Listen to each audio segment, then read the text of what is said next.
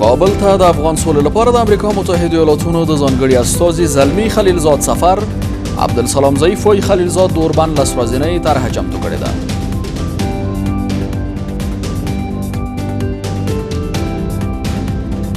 د لسو ورځو د اوربند غوښتنه هم شوې ده. مخکې د دې چې امضا کېږي د امضا تاریخ معلوم شي نو د هغه مخکې لس ورځې باید تشنج کم شي. د ننګرهار ولایت په اچین کې د مور بم اغېزو په تړاو غبرګونونه. د ولسي جرګې یو شمېر غړي وایي د ننګرهار اچین ته د یو پلاوی ولاړ شي او اوښتي زیانونه دې وڅېړي. دغه ماشومان چې نوي تولد شوي تاسو شاهد یاستئ هلته تاسو هم خپله تللي وئ چې هلته دغه مشکلات شته د فلج او دغه داسې وایرسونه پکې پیدا شوي دي چې هغه د نه منلو وړ خبره ده. دې کې باید دولت جدي او نړیوالو باندې هم غږ دی چې موږ خو مظلوم خلک یو باید زموږ غم وخوري او دغسې بمبارۍ نورې مخه ونیو. او امریکا متحده ایالاتونه په سویلي کوریا کې د میشتو ځواکونو لګښتونه غواړي. په دې اړه د دواړو هیوادونو دوه ورځنۍ خبرې بې پایلې پای ته ورسېدې.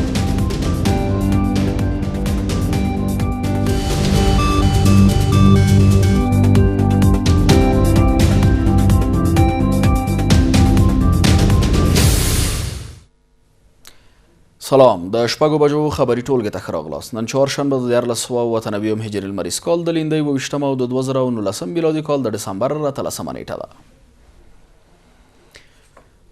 دا هم بشپړ خبرونه. بیان سید ادریس سادات. ټاکل شوی چې زلمی خلیلزاد د کابل تر سفر وروسته د چهارشنبې پر ماښام بیرته قطر ته ولاړ شي. زلمی خلیلزاد د سولې هوکړې تر لاسلیک دمخه له وسلوالو طالبانو سره د اوربند لس ورځنۍ طرحه جوړه کړې ده. پخواني طالب چارواکي او د سولې خبرو ته نږدې کسان وایي خلیلزاد کابل د تر سفر دمخه دغه طرحه د وسلوالو طالبانو د قطر دفتر له غړو سره هم شریکه کړې خو هغوی تر اوسه د دې طرحې په تړاو څه نه دي ویلي.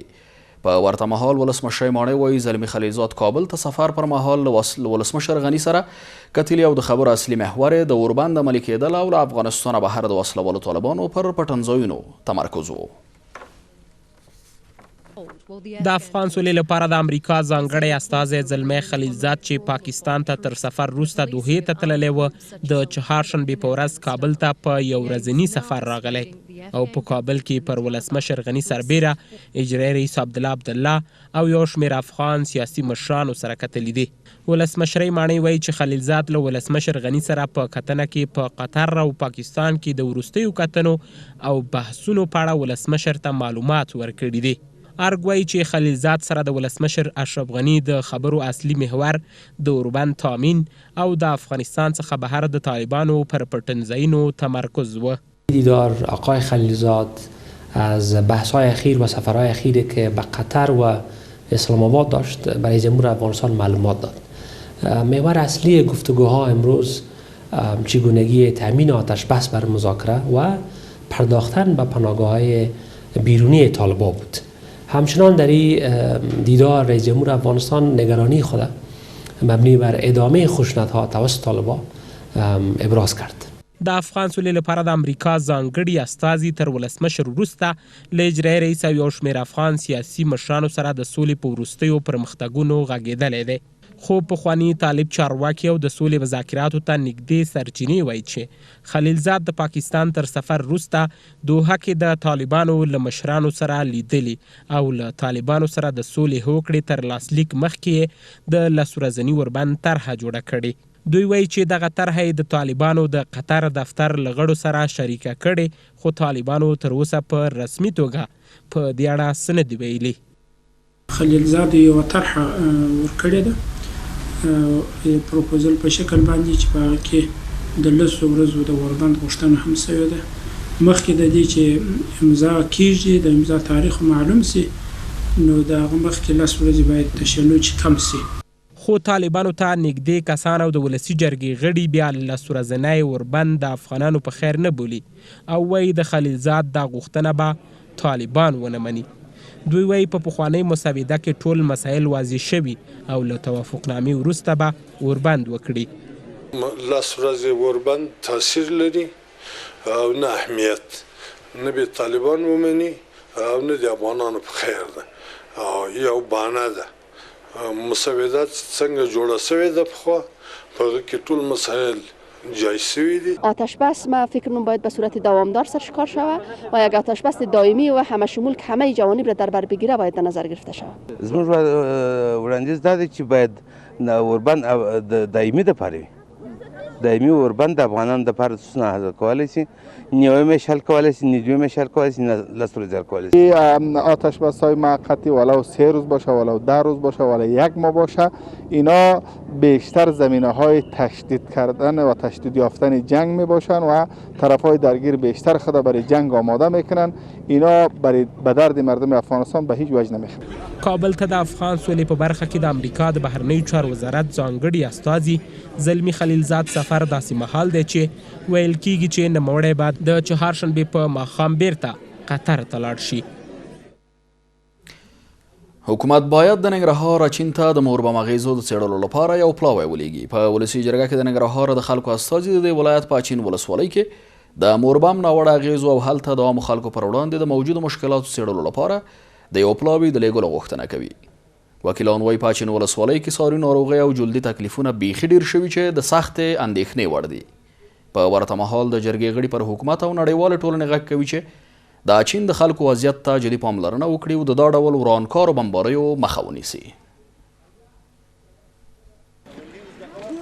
د ننګرهار په اچین کې د امریکا له لوري د مور بم د اغیزو په تړاو د کابل نیوز تر راپور وروسته چې خلکو ته ګڼې ناروغۍ او صحي تکلیفونه پیدا شوي، د ولسي جرګې غړي سیمې ته د یو هیئت د لیږلو غوښتنه کوي.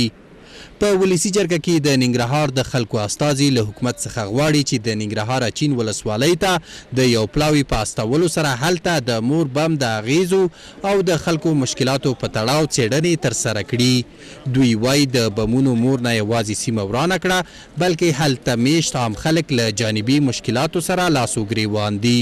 ماشومان، ښځې پر مختلفو امراضو اخته شوي دي او حتی زراعت هم متضرر شوی دی. او خدا چې خپل د بمونو مور چې استعمال شو یو خو خپل ظاهرا سیمه ټوله ورانه کړه، یعنی ونې او دا شیان ټول د منځه تللي، کورونه د منځه تللي، او بل دا چې پس د ډېرو وختو چې ولسونه هلته تللي یا څوک چې هلته ژوند کوه او دا بم استعمال شوی هلته نور ډېر جانبي عوارض پیدا کړي دي. مثلا د جلدي ناروغیو باندې ماشومان اخته شوي دي، میندو تکلیف پیدا کړی دی، ډېر داسې کسان شته دی چې ډېر داسې ماشومان چې بیا وروسته د دې واقع نه زیږېدلي دي، یعنی هغه نورمال حالت نه لري. نو ډېر ستونزې پیدا کړي. په دې هکله باید حکومت یو هیئت ولیږي او یو څېړنه پیل کړي. وکیلان په اچین کې د خلکو وضعیت د اندېښنې وړ بولي او وایي نه یوازې هلته ساري ناروغۍ او جلدي تکلیفونه ډېر شوي دي بلکې د خلکو کورونه هم وران شوي دي.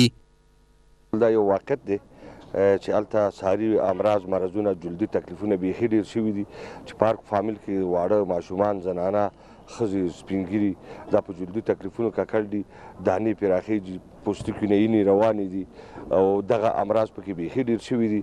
او دا یو خبره قابل تشویش ده ځکه دا ډېره غټه ولسوالي ده د اچین، او که دا خلک یوې خوا نه دا څو کاله هلته مسلسل جنګونه او کورونه یې وران دي، ځمکې یې شړې دي. په ولسي جرګه کې د ننګرهار د خلکو استازي په اچین ولسوالۍ کې د مور بم تاثیرات او روغتیایي مشکلات دردونکي بولي او پر حکومت او نړیوالې ټولنې غږ کوي چې د دا ډول ورانوونکو بمباریو مخه ونیسي. په اچین کې د دغه باروتو او دغه کوم کیمیاوي مواد چې استعمال شوي دي ډېر بد وضعیت دی او د حکومت نه مې غوښتنه دا ده چې دې ته جدي پاملرنه وکړي او د دوی د بیا آبادۍ دپاره او دغه ماشومان چې نوي تولد شوي، تاسو شاهد یاستئ، هلته تاسو هم خپله تللي وئ چې هلته دغه مشکلات شته، د فلج او دغه داسې وایرسونه پکې پیدا شوي دي چې هغه د نه منلو وړ خبره ده. دې کې باید دولت جدي او نړیوالو باندې هم غږ دی چې موږ خو مظلوم خلک یو، باید زموږ غم وخوري او دغسې بمبارۍ نورې مخه ونیول شي او زموږ دغه د اچین د ولسونو غم وخوري. کابل نیوز تیره میاشت د ننګرهار په اچین ولسوالۍ کې د مور بم اغیزو په توګه د سوی شکله نوې زیږېدلو ماشومانو، جلدي امراضو او زراعت اغیزمنېدو په تړاو راپور خپور کړی و. د ولسمشریزو ټاکنو درې انتخاباتي ټکټونه له لوی څارنوالۍ غواړي چې د ټاکنو خپلواک کمیسیون د یو کمیشنر حنیف دانشیار د کار د دوام مخه ونیسي. د عبدالله ګلبدین حکمتیار او رحمت الله نبیل انتخاباتي ټیمونه وایي د کمیسیون یو کمیشنر حنیف دانشیار په خپل اسنادو تذکره کې جعلکاري کړې او له دې لارې د کمیسیون عضویت ترلاسه کړی چې لوی څارنوالۍ باید تر عدلي تعقیب لاندې ونیسي او د کار د دوام مخنیوی وکړي. دوی دا کار د ټاکنو او اساسي قانون د نقضولو په معنا بولي او وایي حنیف دانشیار باید د کمیسیون له عضویت څخه عزل شي. د انتخاباتي کړکېچونو په دوام سره تازه د ټاکنو د خپلواک کمیسیون د یو کمیشنر د قانوني سن نه پوره کولو او په جعلي اسنادو د کمیسیون عضویت اخیستو باندې ټاکنیز ټکټونه نیوکې کوي. د عبدالله په مشرۍ د ثبات او همګرایي، د ګلبدین حکمتیار په مشرۍ د سولې او اسلامي عدالت او د رحمت الله نبیل په مشرۍ د امنیت او عدالت ټاکنیز ټکټونه د ټاکنو کمیسیون د کمیشنر حنیف دانشیار له دندې څخه عزل او تر عدلي تعقیب لاندې د نیولو غوښتنه کوي. دغه انتخاباتي ټیمونه د افغانستان له لوی څارنوالۍ غواړي څو د حنیف دانشیار د دندې د دوام مخنیوی وکړي او د جزا قانون د 413 ماده پر اساس د عدلي تعقیب لاندې ونیول شي. از مقام محترم لوی څارنوالۍ کشور خواهانیم تا از ادامه کار محمد حنیف دانشیار جلوگیری و بر اساس ماده 437 کد جزا شخص مذکور را مورد پیگرد عدلی قرار دهد. هر قدر فیصله هایی که در راستا شده باشه آقای دانشیار او را امضا کرده باشه، تایید کرده باشه و یا رد کرده باشه، این از لحاظ حقوقی همش باطل است. دغه ټاکنیز ټکټونه وایي چې له دې وروسته په کمیسیون کې د حنیف دانشیار عضویت به په راتلونکي کې بدې پایلې ولري. دغه ټاکنیز ټکټونه ټینګار کوي چې محمد حنیف دانشیار خپل قانوني سن نه دی پوره کړی او د انتخاباتو د 14 ماده د لومړی او 5 بند لومړی فقرې په اساس د جعلي تحصیلي اسنادونو او د اساسي قانون د حکمونو نقض او د نورو قوانینو په اساس باید نوموړی د کمیسیون له عضویت څخه عزل شي. شخصی موصوف سن 35 سالگی را تکمیل نکرده و با ترتیب اسناد تزویدی به حیث عضو کمیسیون انتخابات برگزیده شده است. عضویت آقای دانشیار خلاف صراحت بند 4 فقره 1 تعدیل ماده 12 قانون انتخابات، بندهای 1 و 5 فقره 1 ماده 16 قانون متذکره و متن تحلیف می باشد که بر اساس قانون انتخابات شخص موصوف به حیث عضو کمیسیون بوده نمی تواند. آثار حقوقی این کار هم در فرایند انتخابات به موجب نظام تقنینی افغانستان آثاری و عواقب خطرناکی را هم با خود دارد. د ولسمشرۍ ټاکنو دغه نمایندان داسې مهال له لوی څارنوالۍ د کمیسیون د غړي حنیف دانشیار د عدلي تعقیب غوښتنه کوي چې کمیسیون په ټولو ولایتونو کې د رای او د بیا شمېرنې بهیر بشپړ کړی او ټاکل شوي نږدې ورځو کې ابتدایي نتایج اعلان کړي. افغان حکومت باید د جرمني په منځګړیتوب د بین الافغاني مذاکراتو لپاره له رامنځته شوي فرصت استفاده وکړي. شنونکي او د ولسي جرګې غړي وایي د سولې او د افغانستان په مسایلو کې د آلمان رغنده لور ته په پام سره دغه هیواد کولی شي چې د بین الافغاني مذاکراتو په برخه کې مثبت او مهم رول ادا کړي. تېره ورځ په کابل کې د جرمني سفیر وویل چې هیواد د افغان سولې مذاکراتو په هدف منځګړیتوب ته چمتو دی. په چین کې د افغان سولې په هدف د جوړیدونکو بین الافغاني ناستې تر لغوه کېدو وروسته آلمان چمتووالی ښودلی چې هیواد یې په دې برخه کې همکارۍ ته آماده دی. تېره ورځ په کابل کې د آلمان سفیر په یوه ناسته کې وویل د سولې خبرو د پیل لپاره د جګړې دواړو لوریو ترمنځ د باور فضا رامنځته کېدو لپاره منځګړیتوب اړین دی او په وینا یې آلمان چمتو دی چې په دې برخه کې مرسته وکړي. A qualified mediator trusted by all sides is د افغان سولې خبرو کې منځګړیتوب ډیر مهم دی. دا کولی شي د سولې خبرو سره مرسته وکړي. منځګړیتوب کولی شي چې افغانان یوې دایمي سولې ته ورسوي. د افغان حکومت او طالبانو ترمنځ باید د باور فضا رامنځته شي. د ملي شورا غړي وایي د افغان سولې او د افغانستان په مسایلو کې د آلمان رول ته په پام دغه هیواد کولی شي چې د بین الافغاني مذاکراتو په برخه کې مهم رول ادا کړي. موږ سولې ته مجبوریت لرو او سوله نور هغه د پخوا وخت نه دی. نور د افغانستان ولس د افغانستان خلک یوه لحظه یوه ثانیه یوه د کم د سولې څخه لرې نشي پاتې کېدلی او جرمنۍ که چیرې وغواړي چې مخکې د بن پاکلا او نورې ډېرې پرېکړې د جرمني په کوربتوب سوي دي نو که چیرې دا وسي موږ د دې هرکلی کوو او دواړه جانب هم طالبان هم حکومت باید لبیک ورته وایي هم باید د دې ناستې لپاره د دوی ټولې غوښتنې ومنل سي. طالبان نه د ما هیله دا دی چې دوی وایي چې موږ امریکایانو سره صلح کوو. امریکایان اجنبیان دي ضد دې خبره نه. دا خبره د افغانانو خبره ده. دا باید افغانانو سره کینی په صلح وکړي. هغه هم د موږ ګورونه دي. زه خو وایم چې افغانانو سره په میز مذاکره کینی دا مشکل حل کیږي. د ملي شورا غړي وایي تر هغو چې بین الافغاني مذاکرات پیل نشي ممکن نه ده چې د جګړې د ښکیل لوریو ترمنځ شته بې باوري له منځه ولاړه شي. هغوی پر افغان حکومت، سیاسیونو او طالبانو غږ کوي چې د بین الافغاني مذاکراتو لپاره له رامنځته شویو فرصتونو استفاده وکړي. موږ هیلهمند یو چې امریکایان او طالبان په خپله برخه کې چې د دوی دواړو پورې تعلق لري موافقې ته زر تر زره ورسېږي، بیا ورباندې 9 میاشتې تېرې نه کړي او په عاجله توګه باندې بین افغاني مذاکرات چې د افغانستان حکومت به یو طرف اوسي دا په عاجله توګه باندې شروع شي تر څو د یو عادلانه صلح دپاره زمینه برابره شي او موږ په افغانستان کې د صلح او د مذاکراتو په جریان کې د اوربند شاهد اوسو او دلته بالاخره صلح راشي. هغه اساسي نقطه دلته ده چې باید افغانستان حکومت هم خپل غاړه کښېږدي صلح ته او طالبان هم کښېږدي. که چیرې طالبان یو لاس وي، که موږ تاسې په دې مصروفه اوسو چې سوله په قطر او په جرمني کې مذاکرات شروع دي او ته د ورځې موږ سلا ځوانانو بېګناه وګړي د لاس ورکوو، دا خو به سوله نه ده. په اول قدم کې باید آتش بس دغه سي تایید سي. که څه هم تر دا مهاله په آلمان کې د جوړېدونکې بین الافغاني ناستې نیټه نه ده څرګنده، خو له دې وړاندې د افغانستان لپاره د آلمان ځانګړي استازي په قطر کې د طالبانو له استازو سره په دې تړاو خبرې کړې وې. د افغان سولې لپاره د امریکا متحده ایالاتونو ځانګړي استازي له پخواني ولسمشر حامد کرزي سره پر سوله بحث او خبرې اترې کړې دي. د حامد کرزي له مطبوعاتي دفتره په خپره شوې اعلامیه کې راغلي په دې لیدنه کې چې په افغانستان کې د امریکا متحده ایالاتونو سفیر جان باس، د قدس ملاتړ ماموریت قومندان جنرال سکاټ میلر، محمد محقق او اسماعیل خان هم ګډون درلود. دواړو لوریو د سولې په برخه کې پر وروستیو پرمختګونو مفصلې خبرې اترې کړې دي. د ناستې ګډونوالو دغه راز د سولې په برخه کې د خلیلزاد هڅې ستایلې او په دې برخه کې د هر ډول همکارۍ ډاډ ورکړی دی.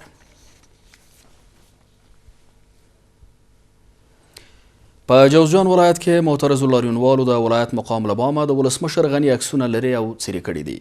سلګونو اعتراض کوونکو چې د نظام الدین قیصاري او جنرال دوستم په ملاتړ لاریون کړی و د جوزجان ولایت مقام له لوحې څخه د ولسمشر غني عکسونه راښکته کړي دي. په ورته مهال د ولسمشر د ولسي جرګې غړي د قیصاري د نیولو عملیات مغرضانه بولي او پر ولسمشر غني نیوکه کوي چې له امنیتي ځواکونو د سیاسي او انتخاباتي اهدافو لپاره شخصي استفاده کوي. د حکومت لخوا د نظام الدین قیصاري خلاف عملیاتو د افغانستان په شمال کې حساسیتونه زیات کړي دي. په دغو تصویرونو کې ښکاري چې سلګونه لاریون کوونکي د جوزجان ولایت مقام مخې ته د جنرال دوستم او نظام الدین قیصاري په ملاتړ راټول شوي د ولسمشر غني خلاف شعارونه ورکوي او د ولایت مقام له بام څخه د ولسمشر غني عکس څیري او راکوزوي. منتقدان وایي چې له جنرال دوستم او قیصاري سره د ولسمشر غني د حکومت چلند په ازبکانو کې د کمترۍ احساس رامنځته کړی او د چارې د جنرال دوستم مخکینی مخالفان هم اوس د نوموړي ملاتړ ته هڅولي دي. د ولسي جرګې یو شمېر غړي د قیصاري د نیولو او آزادولو په تړاو د عملیاتو پر څرنګوالي نیوکې کوي او وایي حکومت د خپلو سیاسي، انتخاباتي او شخصي اهدافو د تحقق لپاره امنیتي قوې کار اخلي. روز شنبه به خاطر موضوعی که به خاطر نظام الدین قیصاری در منزلش و قرارگاه صورت گرفت از طرف قماندانی امنیه و نیروهای امنیتی متاسفانه ما تا جایی که در جریان هستیم در محل مسکونی باعث خسارات و مردم ملکی و تلفات جانی هم شد. نباید چنین برخورد صورت میکرد. در این روزا ما و شما خوب صحیح نظاره‌گری هستیم که از قانون وسیله‌ای استفاده می شود. تنها و تنها قانون حال وسیله شده برای فشار تیمای دیگه انتخاباتی. مثلا موضوع قیصاری سه یک کار فراقانونی خلاف قانون میبینیم صورت میگیره.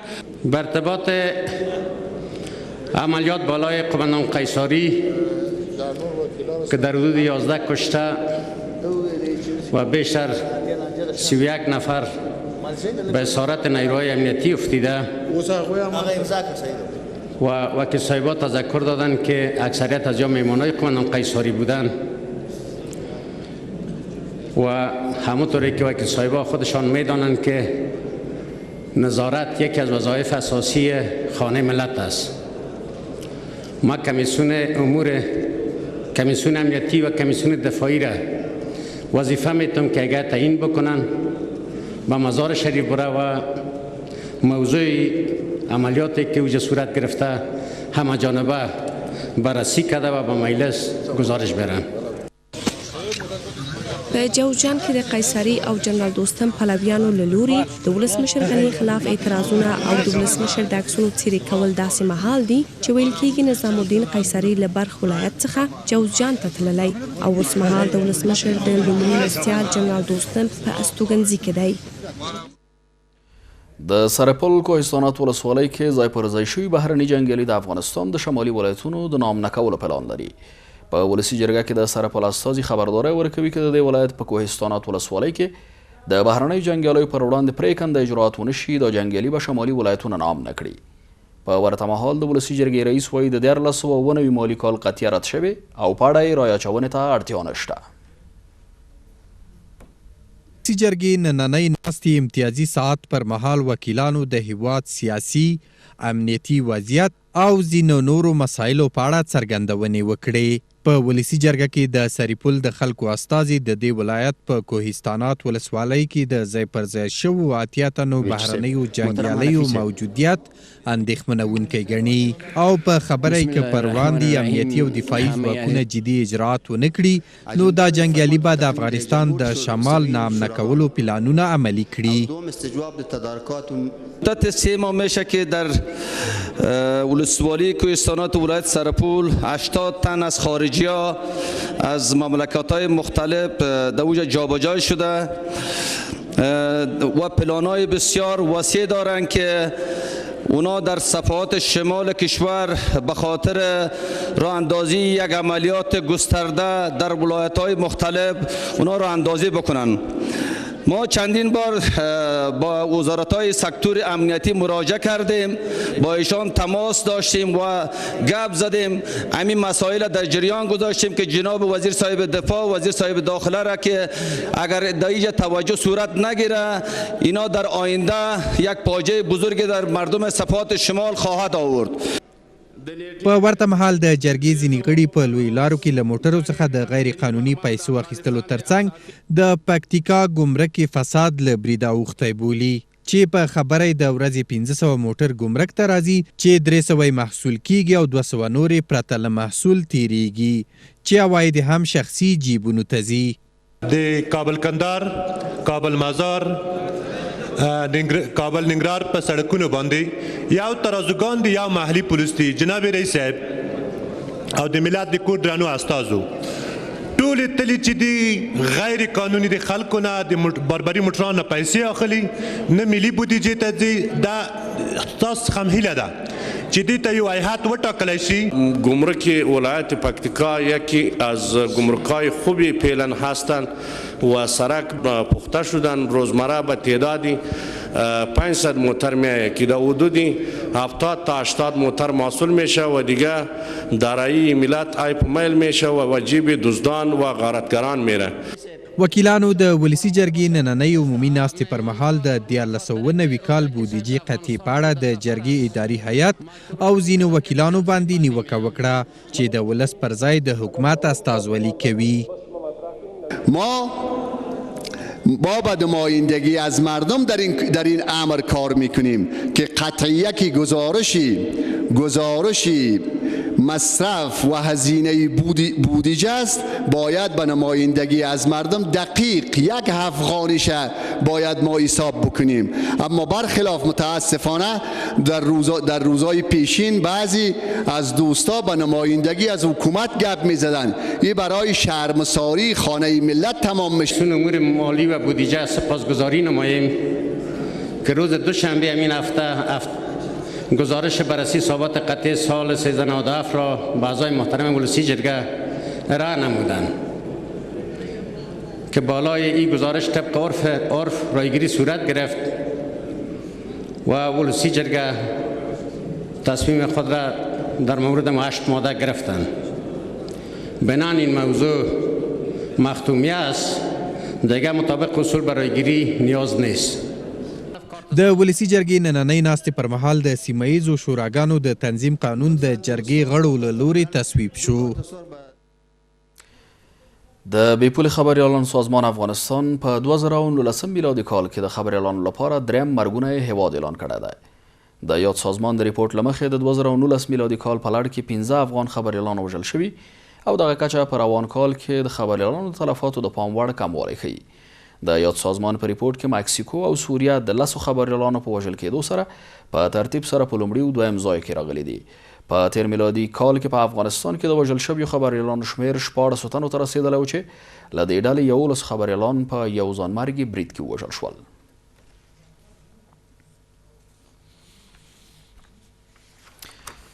بهرني خبرونه به تر لږ ځنډ وروسته وړاندې شي.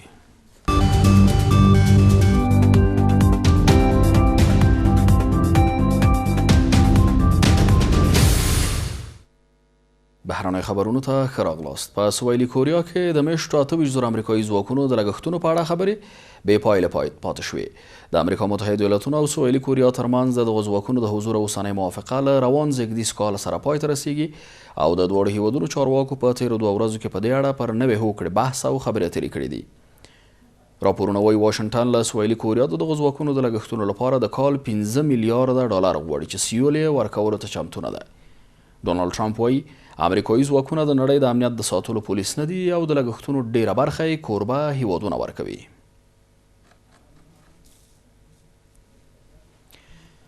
او وروسته خبر دا چې مالیزیا د اسلامي هیوادونو د یوې ناستې کوربه دی. د ترکیه، ایران او قطر په ګډون د 10 اسلامي هیوادونو مشران او استازي په دې غونډه کې د ګډون لپاره کوالالامپور ته تللي دي.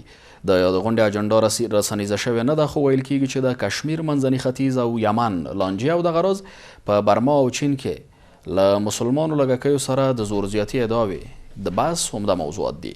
د ویلو ده چې پاکستان او سعودي عربستان د ناسته کې ګډون نه کوي. اوسنۍ خبرې ټولګه په همدې ځای پای ته رسیږي. تر بیا د خدای په امان.